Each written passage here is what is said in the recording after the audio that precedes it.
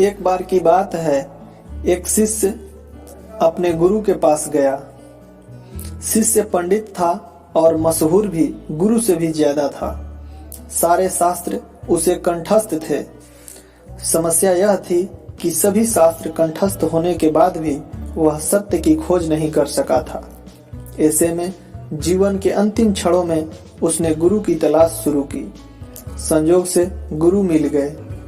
वह उनकी शरण में पहुंचा। गुरु ने पंडित की तरफ देखा और कहा, तुम लिख कर लाओ कि तुम क्या क्या जानते हो। तुम जो जानते हो फिर उसकी क्या बात करनी है।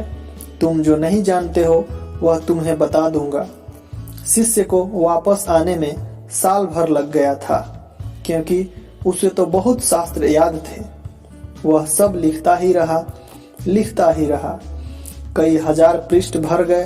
पोथी लेकर आया। गुरु ने फिर कहा, यह बहुत ज्यादा है। मैं बूढ़ा हो गया। मेरी मृत्यु करीब है। इतना न पढ़ सकूंगा। तुम इसे संक्षिप्त करके लाओ, सार लिख कर लाओ। पंडित फिर चला गया। 3 महीने लग गए। अब केवल 100 पृष्ठ थे। गुरु ने कहा, यह भी ज्यादा है। इसे और संक्षिप्त करके लाओ। कुछ समय बाद शिष्य लौटा। एक ही पन्ने पर सार सूत्र लिख लाया था, लेकिन गुरु बिल्कुल मरने के करीब थे। गुरु बोले, तुम्हारे लिए ही रुका हूँ। तुम्हें समझ कब आएगी? और संक्षिप्त करके लाओ।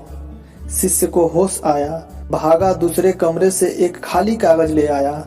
गुरु के हाथ में खाली कागज दिया। गुरु ने कहा, अब तुम शिष्य हुए। मुझसे तुम्हारा संबंध बना रहेगा। कोरा कागज लाने का अर्थ हुआ, मुझे कुछ भी पता नहीं, मैं अज्ञानी हूँ। जो ऐसे भाव रखकर गुरु के पास जाते हैं वही शिष्य बन पाते हैं। इस कहानी से यही सीख मिलती है कि गुरु तो ज्ञान प्राप्ति का प्रमुख स्रोत है। उसे अज्ञानी बनकर ही हासिल किया जा सकता है।